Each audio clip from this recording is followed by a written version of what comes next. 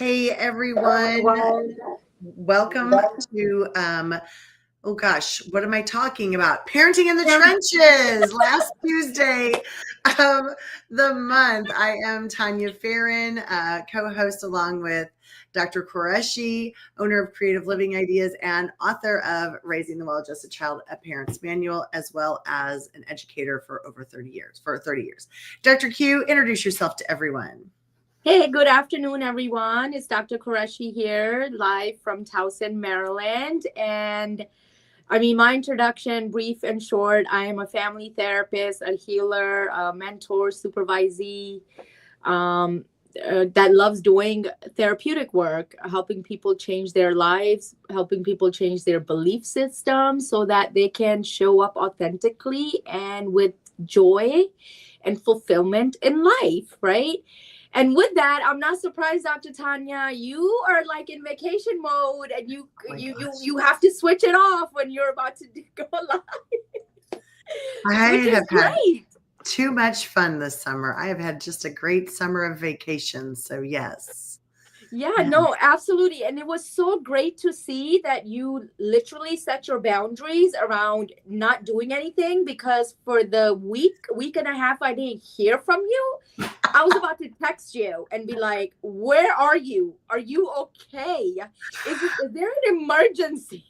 I'm telling you, I follow my own advice with that. If I go on vacation, I am on vacation and the work stays away. And I love it. I recommend that for anyone. But thank you for caring about me enough to be concerned, if make sure I was okay. I guess I'll check in next time, let you know I'm going out of town.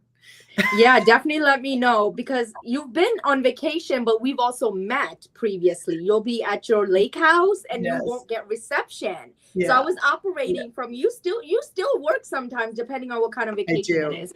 But I'm very happy you unplugged. I'm going to unplug too in the next month or so. I'm going to be traveling while I'll be doing some business stuff abroad, but it's going to be amazing and we all need it. So with that, guys, today is another continuous topic.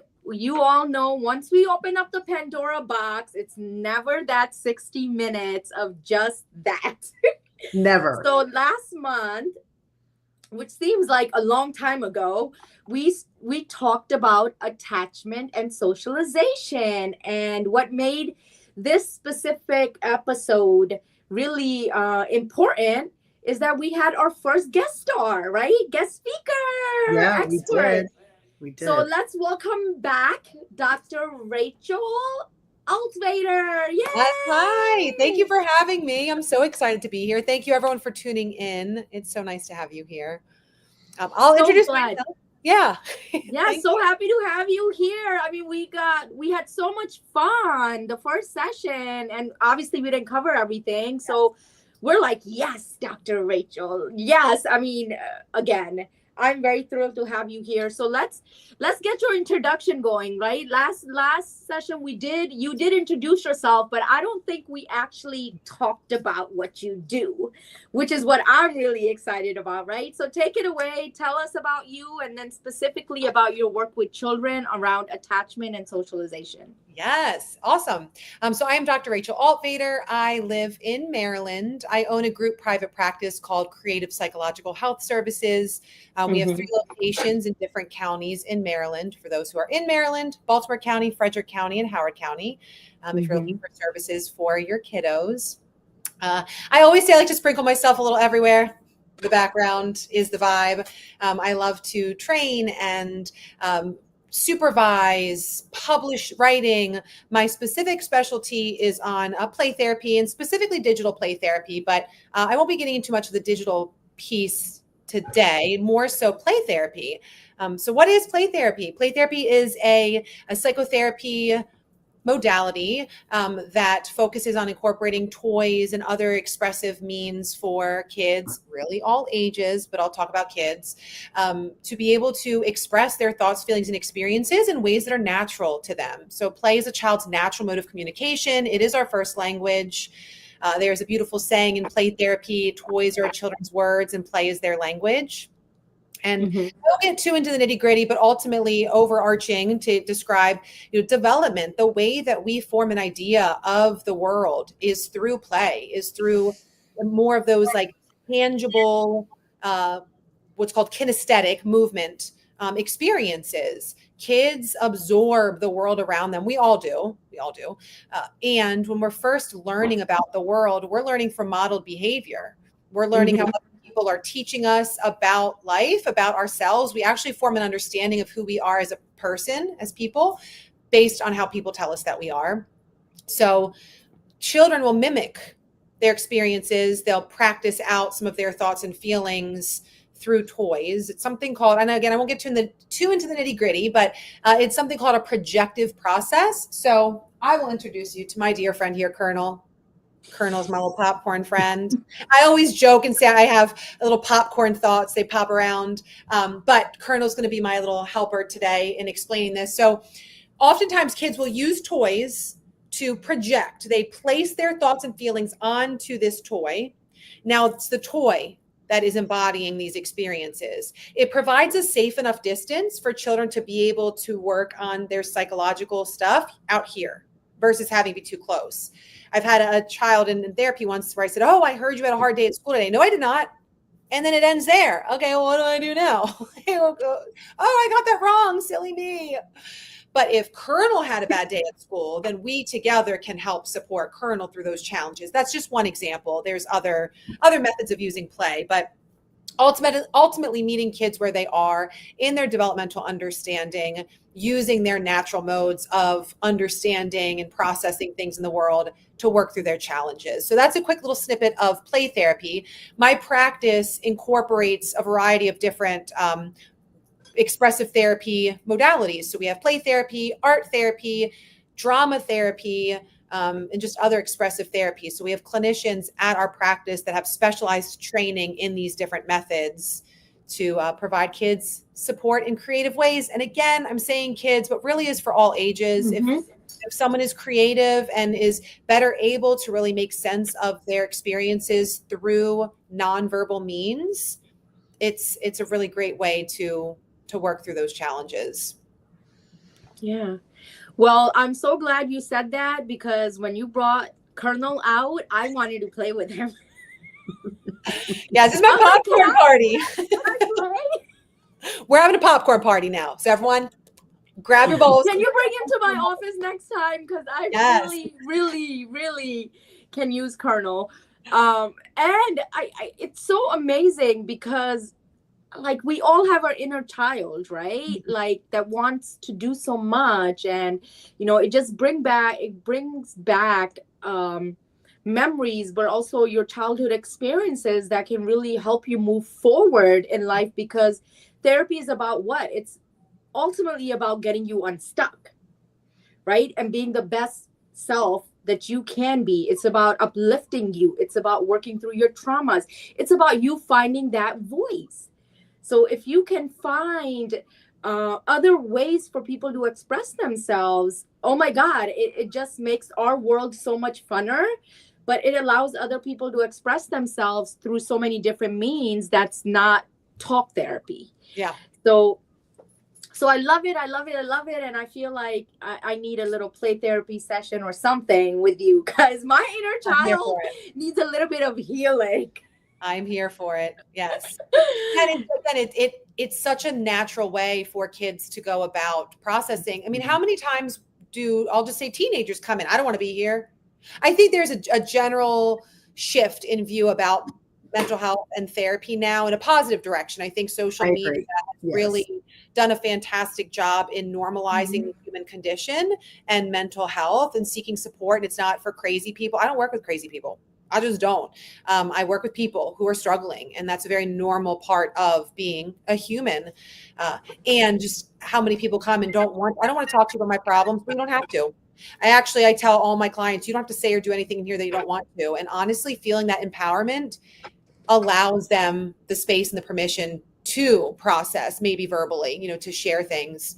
I realized, actually, I didn't fully answer your question. You had asked about how this pertains to socialization and attachment. And I think, there's so many different ways I can answer that question. But what I'm thinking right now is providing a space for someone to really be who they are, to feel seen, safe, understood, valued, cared about, nurtured, right? In this compassionate connective space, how beautiful that is for someone to truly connect and to help, I don't know, establish strong, healthy connections, attachment to other adults, to helping Mhm. professionals, to people who are part of their village. Mm-hmm. I'm Yeah. I'm laughing, and not at what you're saying, but as a memory that I just have as a parent. My youngest daughter was very attached to me at 5 years old, going to kindergarten. Never really anticipated the separation anxiety issues, and I had forgotten that we had gone to see a therapist, and you know. It probably was something along a play therapist, because we've also seen regular, I don't know how else to say that, cognitive therapist, I guess I Yeah. should say. Yeah. Yeah, you know what I mean? And I remember the moment when my daughter said, I don't need that anymore. I'm okay. Because the therapist had told her, well, at 6, you probably won't feel this way anymore. And then she turned 6 and she said, I think I'm good.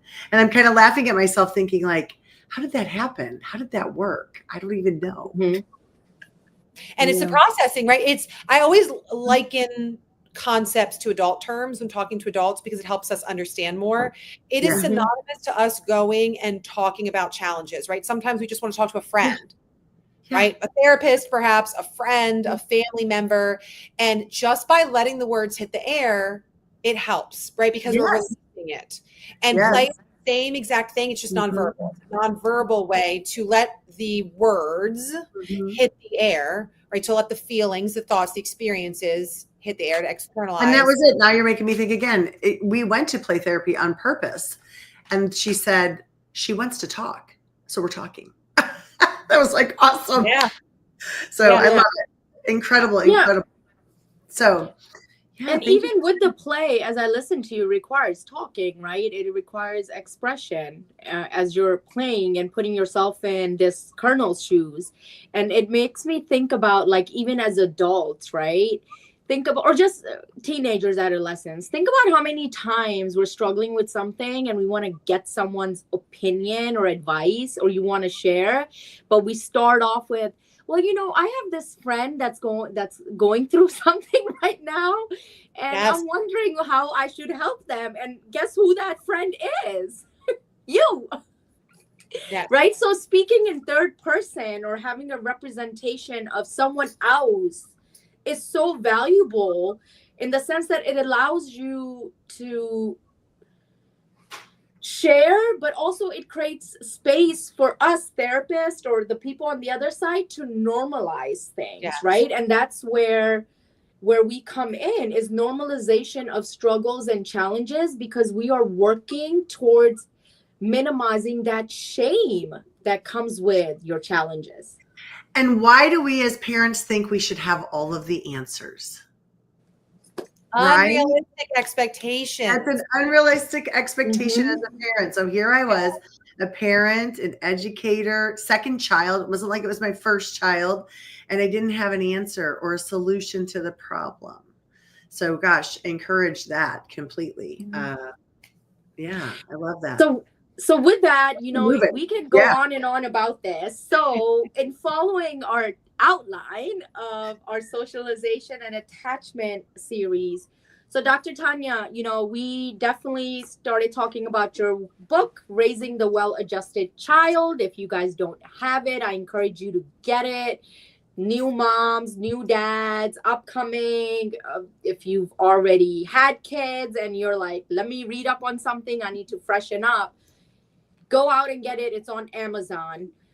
And this book is very, very simple to read, very relatable. And what we did is we started talking about the different stages. So last series, part 1, we covered stage 1 and stage 2. So maybe Dr. Tanya, you can just briefly highlight stage 1 and 2, and then we'll talk about 3 and our additional stage. Yeah, absolutely. So in my book, it is broke down into the early years, the elementary years, and the teen years. And each chapter covers something on the topic of those age ranges. And those early years are that birth to 5 years old in the book. And we really went in and talked about socialization and attachment at that age group.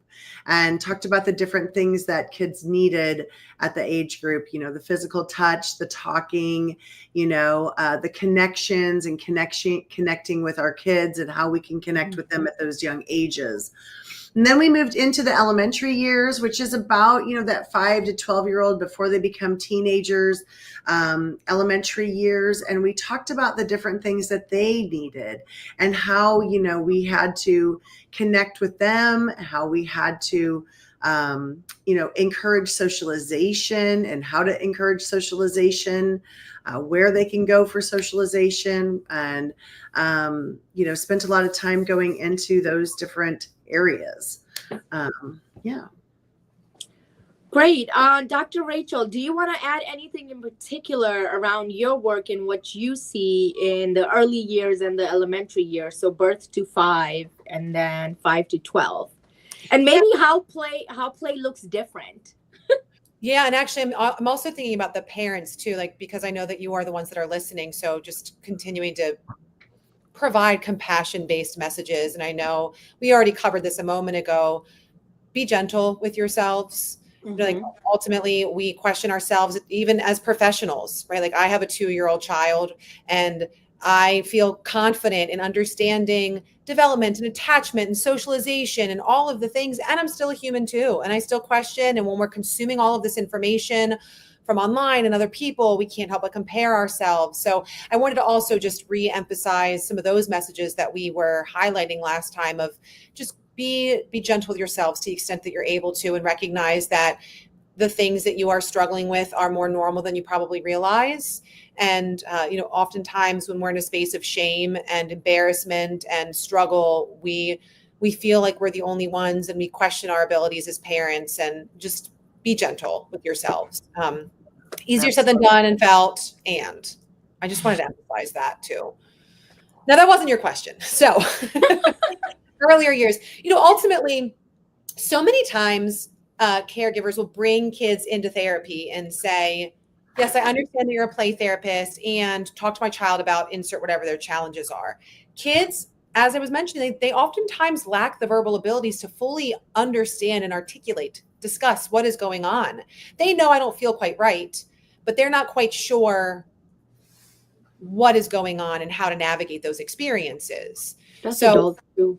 Yeah, truly. That can be anybody at any age, Truly. Did I explain the example? I guess I could bring it up again if I did. I can't recall if I did, but the example of a dream, I feel like maybe I actually didn't.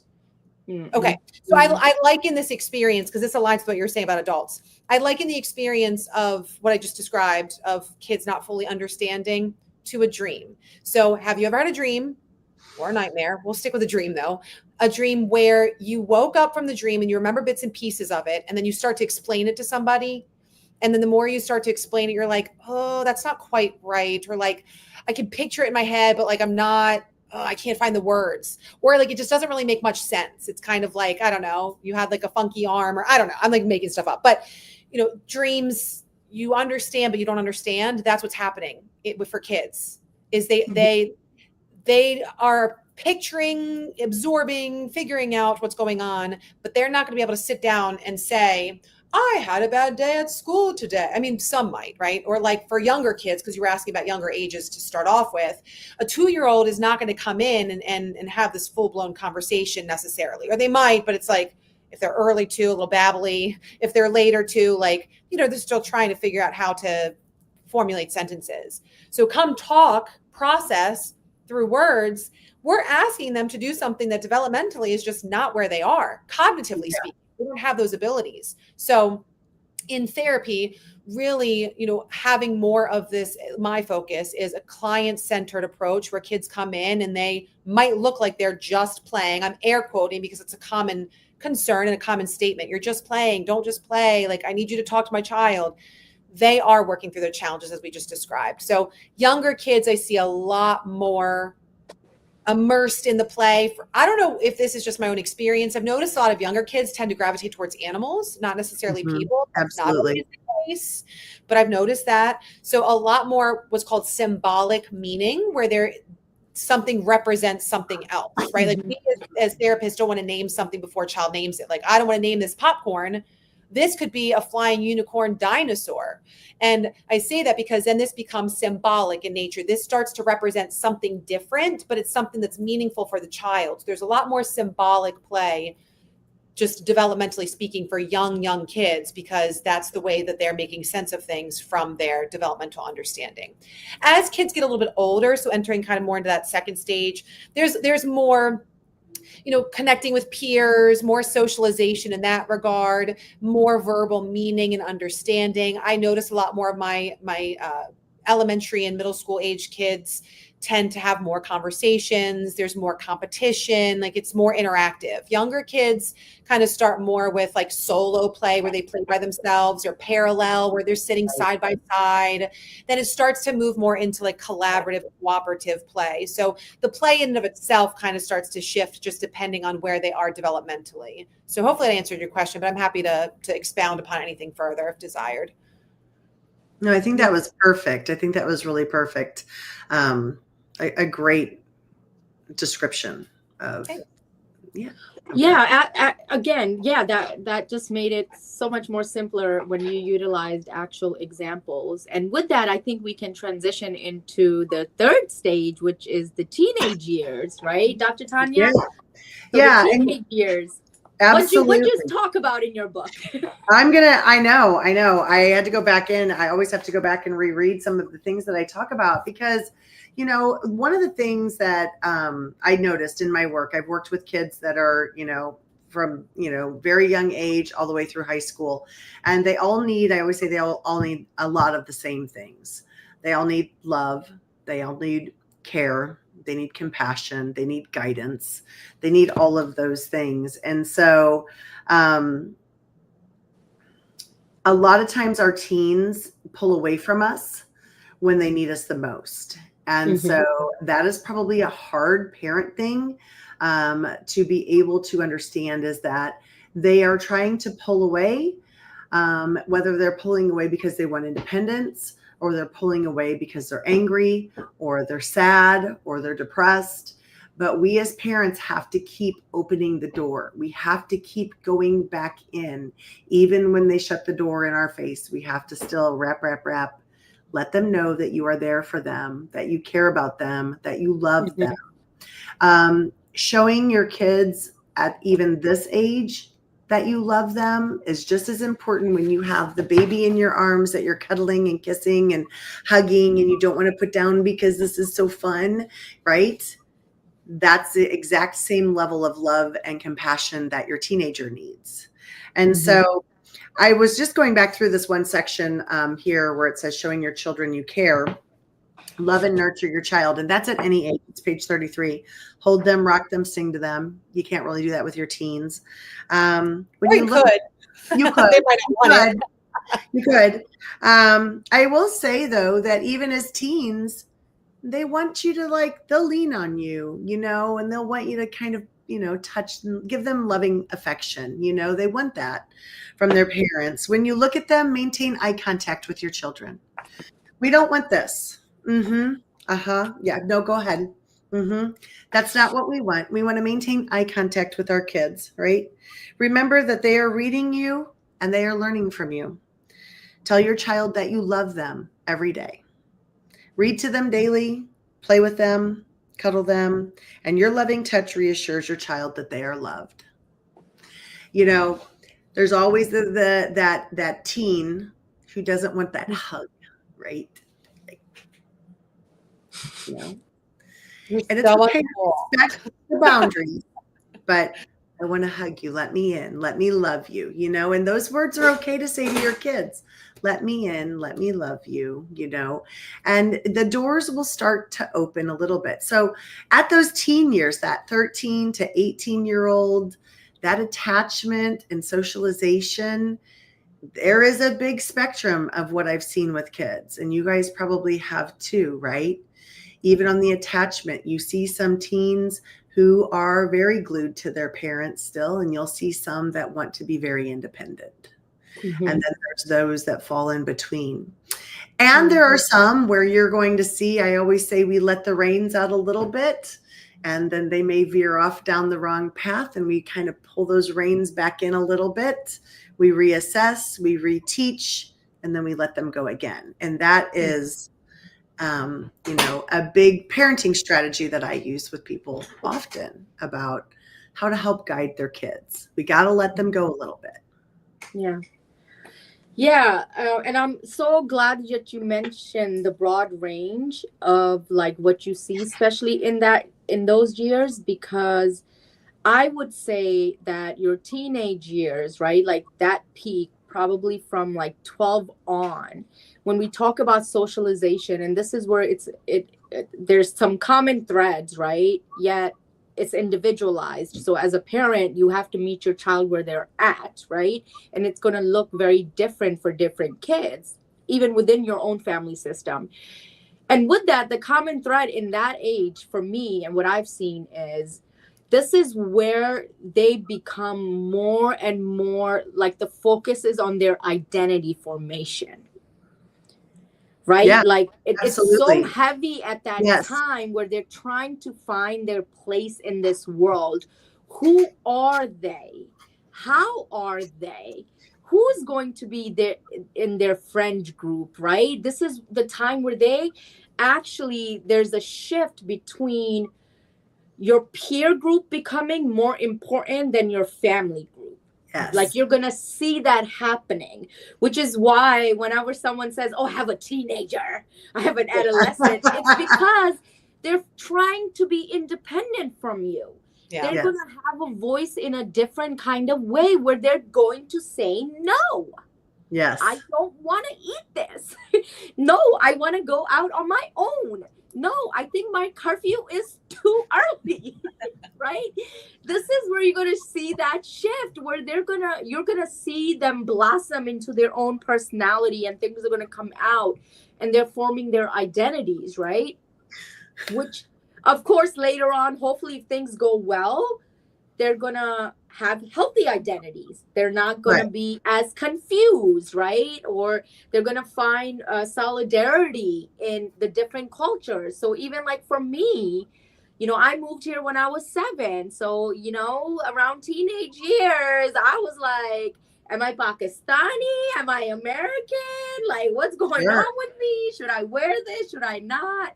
How am I going to define myself? And that's when that journey of your identity starts. So when you think about socialization, when you think about attachment, I think for parents, that is the time where you have to start allowing yourself to let go a little bit. That's age appropriate, because the more you hang on tight, the more you're going to push them away. Mm-hmm. Yeah. This is also the time where I have found myself as a therapist having conversations about the difference between consequences and punishment during the teenage years. Yeah. And I actually have a chapter in here about consequences and discipline, which is the same topic, right? The difference between the consequence and how you're disciplining or punishing your child. I also always tell parents, like, you do want them to spread their wings because we want them to be able to move out. That is a fact. We don't want our kids living with us when they're 30. We don't want them living with us when they're 25. They need to find their independence, and we have to help teach them and guide them as to decisions that they are making. Now, with that being said, they are watching you. And so if you are making bad decisions as a parent, they're going to follow your bad decisions because they think they are the right decisions to make. If you are making, and there's a few kids that don't, but a lot of them follow the same path of their parents because that's what they know. So if you're a parent and you're making great decisions, they're going to try to they'll veer off here and there, but they'll most likely end up following in those good decisions. And so that role model that you have is really, really important. And that socialization piece, like you're talking about, Dr. Qureshi, where they, their friends do become important. And in my book, I also talk about this time, this 5 to 12-year-old, they're starting clubs at school. They're finding like and what they don't like. They're probably playing in sports teams. I had one daughter who, played only one sport her whole career. The other one, every 4 years, we tried something different until we found her niche. And that's what we did. So they're experimenting. They're learning something new. They're finding what friendship is really like. Because it really transitions. I mean, it's constant modeled behavior, but it really transitions from early childhood, from this learning through modeled behavior, which we've reflected on a couple times, to then I now have all the tools in my toolbox. Now I want to build my own life, right? Like I'm following what you have set out for me. And then I want to follow my own. And I just want to quickly chime in. I think about my 2-year-old, which I know we're talking about teenagers now, and we're also talking about, all children. I really want to learn who my child is. I, of course, am guiding and teaching and nurturing and supporting. I want to learn about him, though. I'm trying my hardest from now throughout his life to allow him to have that independence to the extent that makes sense and is safe to do so. So that by the time he is a teenager, there is a bit more, hopefully, this sense of permissiveness to be who he is, because he has been operating in that way throughout his life, versus I'm telling you who you are. And now let me try to rewind and actually figure out who I am, which I think is in the teenage years what's so tough for so many kids and teens, is they don't know who they are. They're trying to figure that out. There's comparison. They might try to unlearn and relearn some things in their life, but perhaps they haven't really had that opportunity from their perspective to really lean into who they are. So this is when some risky behaviors start to occur, and the influences, the socialization from peers, it really can kind of steer kids in different directions. And they're going to try it. They're going to try. They're going to try. Every child, every person's child has tried something that the parent did not agree with.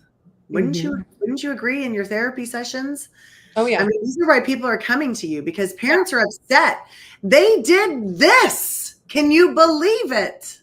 Yes, I can't believe it. Actually, yes. Yes, they did. They did Normal. do that.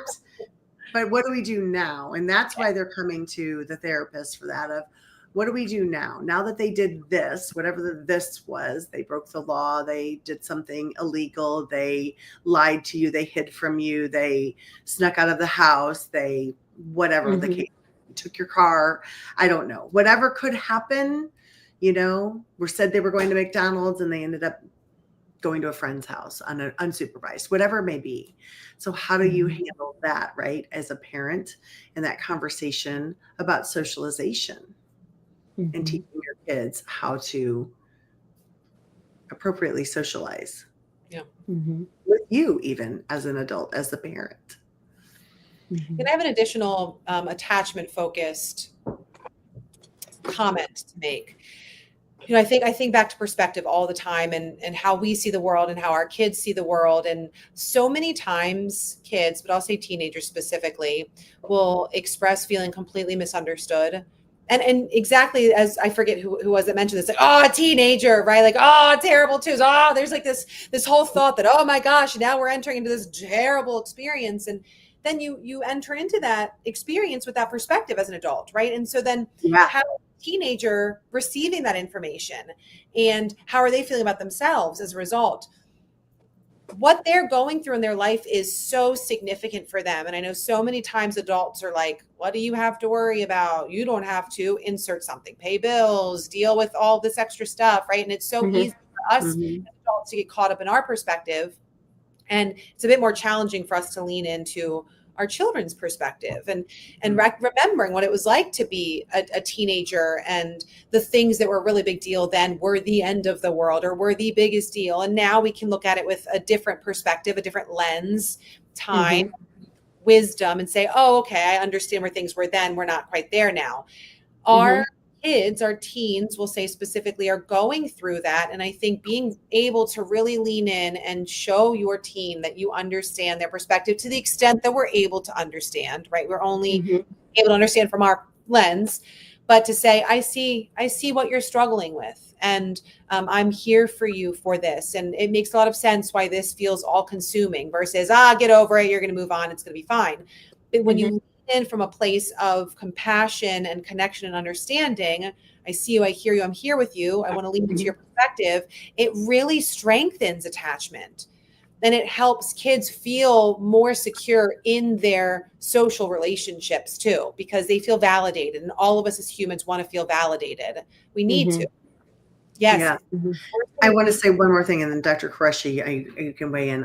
One piece that we talked about last time and we'll continue talking about is communication as a parent.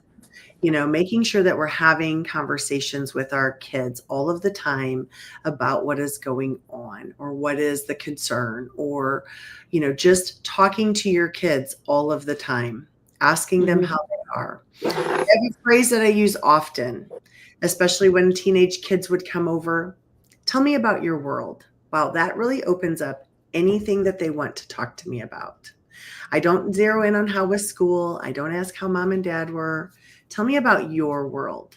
Because to them, like you were saying, Dr. Altvader, that when they have a crisis, to us, we've experienced it. It's not that big of a deal. We have bigger problems, right? But it is a legit crisis for them. This is a crisis in their life. Their world is falling apart right now. And so it is our job as parents and therapists to help guide these kids through this process to think, and communication is one way.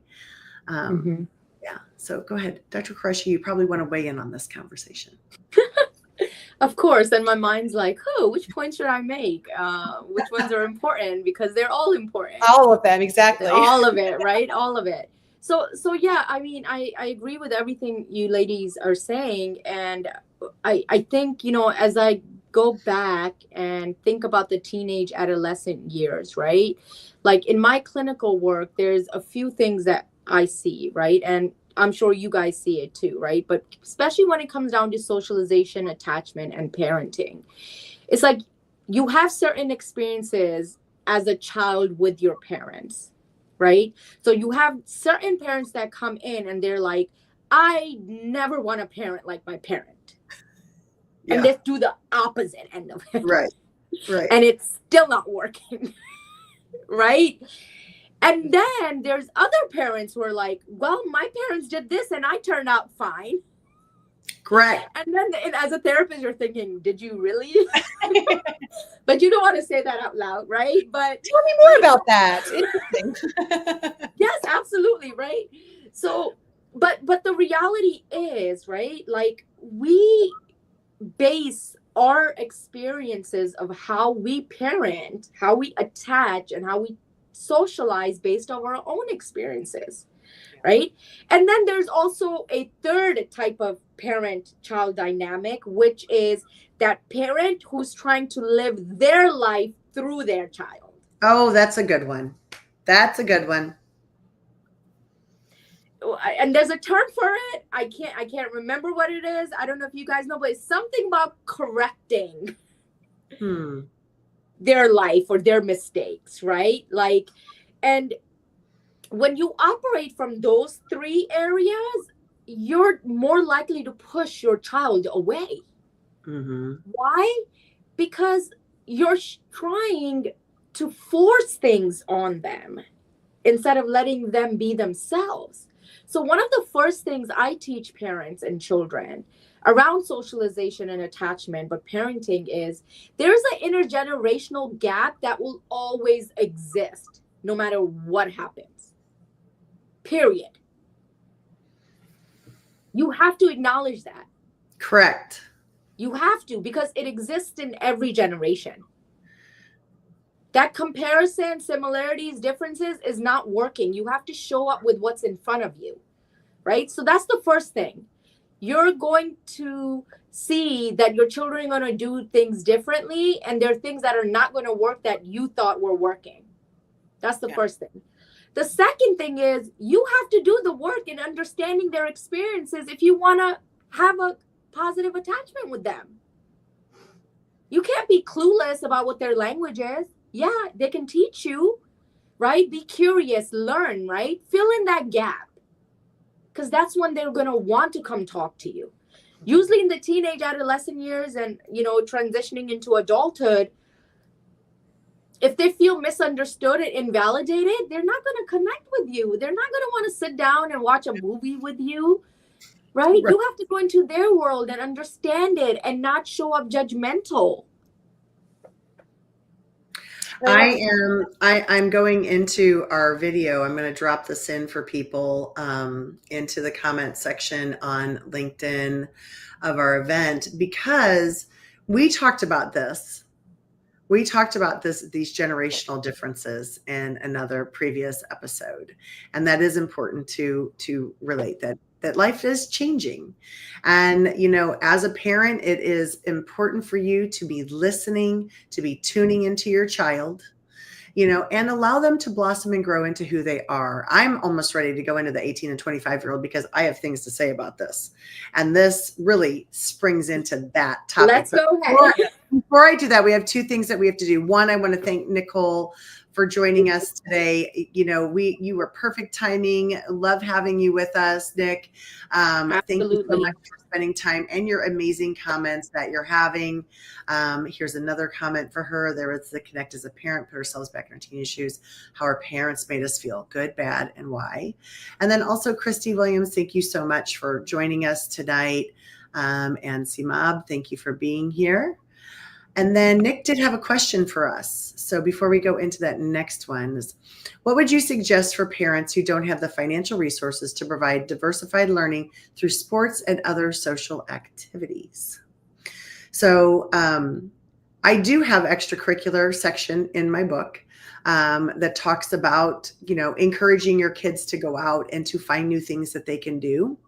But there's a lot of opportunities within schools that you're able to access and try new extracurricular activities that are not going to be the cost of like a club team or a dance, competitive dance, or, something like that. But, in the middle schools, there's lots of intramurals that kids can play. There's band that kids can be a part of, choir, things like that. There's probably like a pom squad or a cheer squad at the middle school.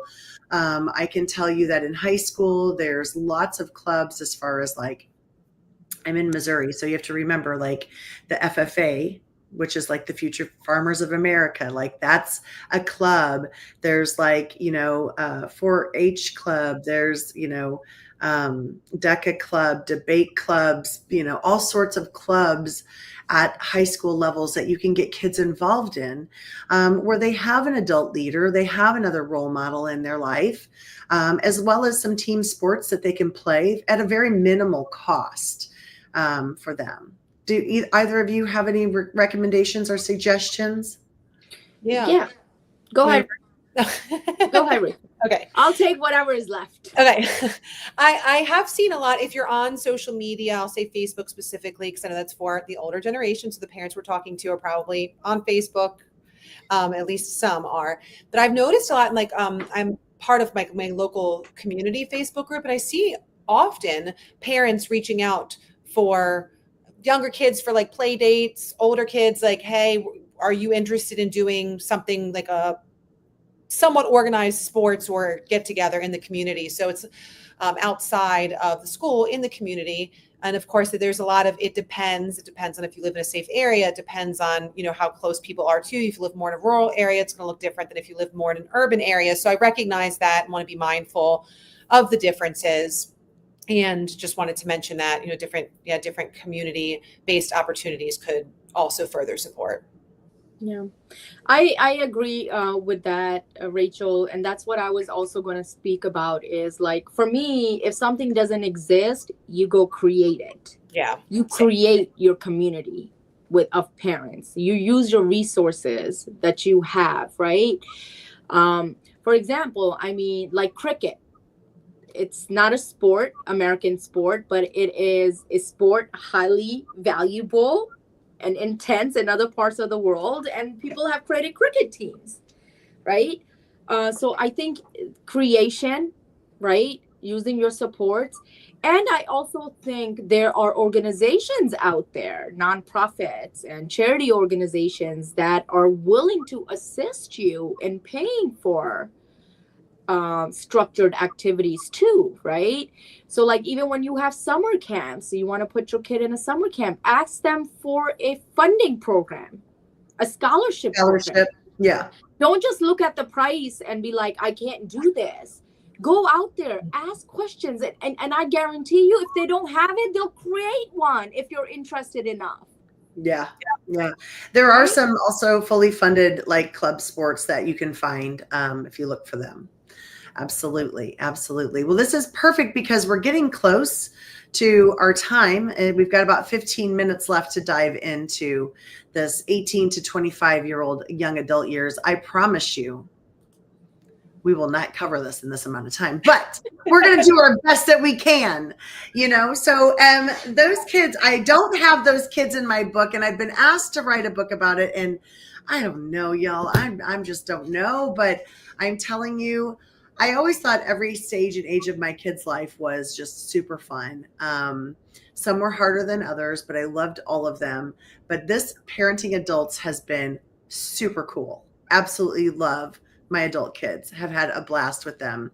But I will add that at 18 to 25 years old, again, your job as a parent is to encourage them to be productive citizens, productive participants in society, to move out of your house, to have a job, and to have their life. And that means you stay out of it. And that means you're not calling the college or university to dispute something. You're having your child go and do that. You may guide them, you may talk to them, you may be near the phone with them, you might be saying, ask them this, ask them that, but they are doing it. You have got to start to detach yourself from your child. And that's okay. They need that independence. You're going to guide them. They're going to make mistakes. You're going to help them recover and get them back in the same direction. But you want them to be able to have friends, to have a social network outside of your family, and to have a job and career outside of your family. So they can become independent. And it is so fun to watch your kids thrive. And I have one more thing I'm going to say, and then I'll pass the mic. I became an educator. I never encouraged my kids to be an educator. I think they both are natural educators, but that is not their passion. And it's okay to guide your kids into something else that is not your passion. And now you get to learn. Now you get to learn from your kids as they start learning about what their passion is and what their career path is. I have one that's in sports business. I have one that's in banking. Two completely different realms from where I am. And I learn so much from them every day. So I encourage you as parents to encourage your kids to try something different or what they love and listen to what they love and have them follow their heart. Yeah. Yeah. So Rachel, I'm going to have you take this because I'm going to totally shift the conversation around a bit. So you go ahead. I got things to say. And I think with what we were just talking about with teenagers, really encouraging their independence, that is imperative to be able to step into this next stage. There are so many teens that I work with and then that become young adults that are so anxious about being adults. And again, I'm going to kind of piggyback because it goes into, the young adult age. For teenagers in school, in high school, there is an expectation. I have to insert whatever the expectation is, go to school. I have to know what I'm going to do for my whole life. And that's just an unrealistic expectation. And it is so normal for you to just not know. It is normal for people to shift careers. There's just this pressure. I need to follow this certain trajectory in my life because that is what everybody else is doing and what they're telling me. So I have to figure it out. We don't know everything there is to know when we are teenagers. We don't know everything forever. We're expecting them to make a forever decision. They're not going to. We didn't. Right. Okay, go ahead. No, exactly. And so there's this huge pressure. I need to figure everything out. And there have been quite a few 18-year-olds that I start to work with that are like, oh, I'm an adult now. I have to make these decisions. Like they feel like it's this abrupt, I'm going from following my parents to now I have to do all the things myself, and realizing it is a gradual shift Yes. and helping from teenage years to when the child becomes an adult into early adulthood to guide them in a way that aligns with them. Right. So exactly as you were saying, like, okay, this is what you ask next, or this is what you do, or okay, this is a place you can call, or let's look this up together. I'm working with a young adult right now who's working on getting a license and trying to work on moving out on their own and figuring out different career paths and feeling very anxious about it, understandably so, because that's right where we all are. So recognizing the importance of guidance and support and nurturance and freedom of choice and encouragement, like, you got this, and it's okay to not have things figured out, normalizing this, the natural human experiences at this stage in life. I love that. I do. And that was well said. Very well said. I agree. And it is, and you know what, as the mom, you're sitting at home going, I just sent him to the DMV with all the paperwork. I hope they don't screw it up. You know, you're kind of sitting there like, but you gotta let it start to go. Yeah. Yeah. Right, And you switch it up. yeah. Before I switch it up, I was gonna make a point, which is like often in this stage, right, or like just in the parenting, in your parenting life, a lot of things that come up around development, right, independence, etc., you notice that the areas maybe the child is experiencing challenges in are also the areas that the parents have enabled them in. Yes. Well intentioned, and sometimes it has the opposite effect. So who has the attachment issue then? Yeah. Right. But you're mad at the fact that like your child comes to you whenever they're hungry. Well, do they know how to cook? Right. Or that they're not doing their own laundry. Have they ever done their own laundry? Like, what's going on? Right. So there's this. So when we're talking about differentiation and like detaching, right. So there is obviously there's this piece of letting them blossom and fly into the world, but there's also this identity of your as a parent that's shifting. And the need of your child has shifted, which is why we started this, right? Parenting in the trenches, and how parenting looks different in different age groups, and how you're on this roller coaster forever, but it looks very different. In different phases of your life, and different in depending on your child's needs as well, right? So with that, I think just being mindful of, like, as a parent, also how have you contribute to their level of dependence or lack of skill building or inability to really reason or problem solve, right? Because you contribute to that. And with that, I do want to put a little twist in all of this conversation, okay? And I've been waiting, and I'm telling you, I think this should be the topic for our next session and I agree with everything that Dr. Tanya, Dr. Altwaiter has said about independence, freedom, graduation, moving out of the house, getting your career. Yet, it also depends on the culture that you come from. Yes. That is true. In my culture, you ain't moving out till you married. Like, stop playing.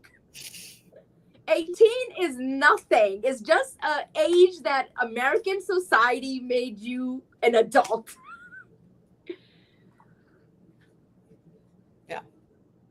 So you have to look at it in the context of who's in front of you and what the cultural values and beliefs are, right? So yeah, you're going to have a family in front of you that's Muslim, that's Pakistani or Indian or whatever, and you don't move out at 18. Yeah, maybe you go away to college. Yeah, absolutely. You go to college, you get your career together. You may never move out, in the sense that if you're the son, you stay put and your parents stay with you. You have a blended family system. So is that appropriate or inappropriate? Yes, it's appropriate. Right? So you also have to look at it from that cultural diversity lens too, right? What's normal and what's appropriate. I love that you brought that up. Thank you for sharing that. Right, because we can't be having people push out at 18 when that's not their culture, right? No, Then they're going to you're drop right. you. They're going to drop you and be like, Dr. Allvader, you're not for us. You're not understanding, For right? real. You want my kid to be independent, and that's not what That independence does not is, align. right? Yeah, for Right. sure. Yeah. But then there's that other piece of our brain it's fully developed at the age of 25, 26. What can you expect at someone at 18 to know their career lined up? So let's talk about biology. Yeah. You so can't. I think the age of adulthood should change to 26. That's what I think. I love that. I think that, I know exactly where you're going with this, but I don't mean a but. I don't like that. And I said it again. And I know where you're going with this. And I agree. Children, young adults are going to make some mistakes. They're going to say, I am 21 and I am in love with this person and I am going to marry them. So do you choose to put your foot down and demand that they never leave your home? Or do you try to guide them and say, okay, well, let's talk about what this looks like. Let's think about what's the long term of this. And so, I don't think that necessarily means at that age they move out, and I'll give you an example. So in our home, we have a home on our property, another home. Our kids transitioned from here. They both went to school in town, here to the cottage where they cooked their own food, where they bought their own groceries. They were still on property. They were still here. We saw them every day till they were ready to move out a little bit more. We talked about finances. We talked about budgets. They started taking over some bills. So those are some of the things, though, as you are guiding these kids that are that age. And I would assume, and I don't know in other cultures, even when they're young adults living in a home until they are married or until the culture says that they should be or probably are giving them some guidance and some additional responsibilities as they're aging. And that's what I mean. I'm not talking about the kid that's playing video games in the basement at 40 years old, not contributing to the family. That's who I'm saying. That needs to not happen. We continue to hold our young adults to high expectations of, progressing forward in their life. Those ages. I agree with you. And I that is an amazing example of healthy transition. Right. We need to do more of it, right? I mean, when families come to me, let's say it's a remarriage, let's say it's a divorce, let's say it's a move. One of the first things we talk about is the lack of planning for transition. Let's plan for the transition. It's coming. Right. And how are we planning for it? Well, especially when two people are getting married. Yes. What is that going to look like? Yeah. How are we going to divvy up our responsibilities? What are the expectations of how I need to show up for my in-laws? How do we navigate time? How do we balance out where we need to attend events? Yes. People don't have those conversations. They just think, oh my God, when it comes to it, we're going to be all united and we're just going to go with the flow. Right. No, honey.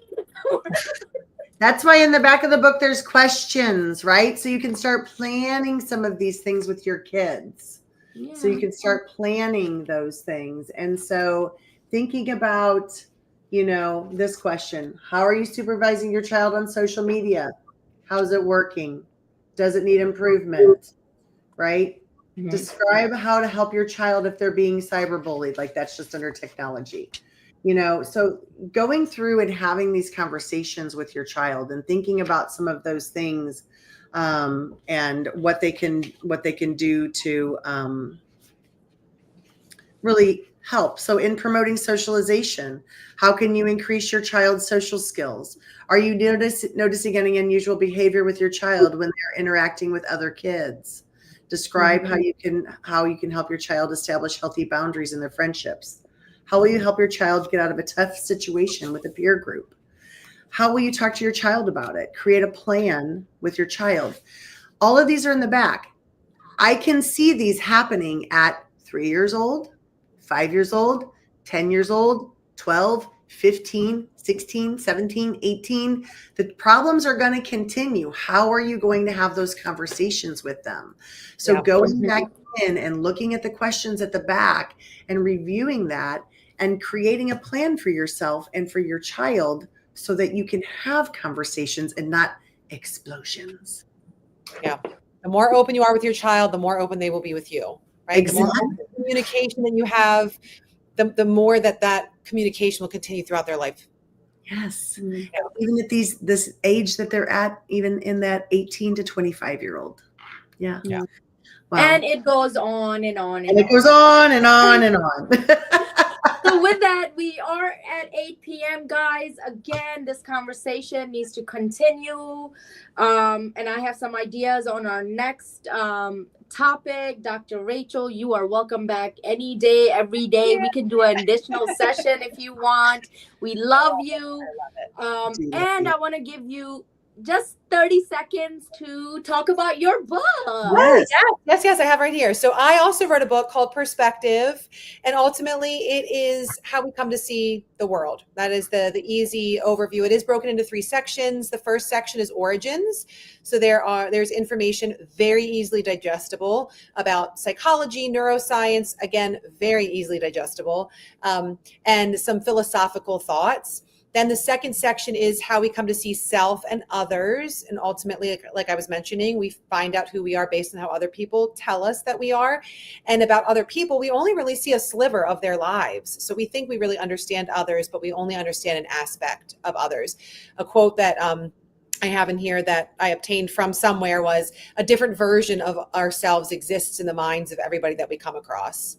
And then the third section is rebuilding the foundation. It's how can we as a society, as a collective, enhance our perspectives, really allowing a space for everyone's perspective and experience at the table, really understanding more about those that maybe differ from us, and validating that even if it is completely opposing our perspective. So get it on Amazon. I love it. Oh my God. I need to have it. And I'm also thinking about who I think needs it. Everybody. Honestly, you guys, biggest advocate. If you see those Amazon purchases increasing, you know who it is. Thank you. Thank you in advance. I love it. With that, ladies, it was awesome spending this hour with you. And I have, again, some ideas. I think we should next time talk about trauma and socialization and attachment. I think that's a topic that we did not necessarily put in this, and how it really impacts socialization and attachment and our perspective. But we'll talk offline, and we'll see you guys next month, and have a wonderful rest of the summer. And thank you so much for being here, Dr. Altvader. Thank you for having me. Thank you all. Take care, guys. Have a good night. Bye. Bye.